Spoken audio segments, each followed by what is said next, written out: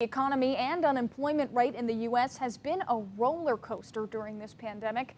KAGS Sunnyside tells us what many banks are doing to lower the risk of lending to people who may be in a financial bind. Whether it's online spending, additional mortgages, or future bills that need to be paid, people are always spending money. This pandemic is no different, and banks know that. Credit limits are being looked at much more aggressively by most credit card issuers, where they're just wanting to determine whether or not somebody's at more risk of filing bankruptcy or defaulting as opposed to pre-pandemic, just because there's a whole lot more risk involved right now.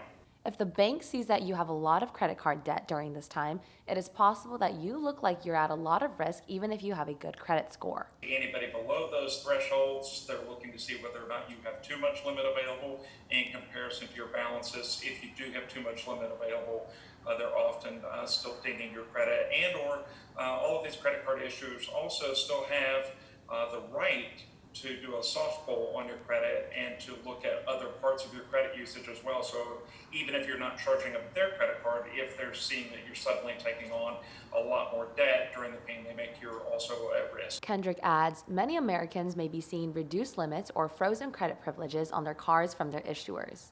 If you don't have a credit monitoring service set up that provides you with that level of, detailed information, then you're just flying blind, and you don't know when those changes have taken place until you suddenly go to utilize that credit account.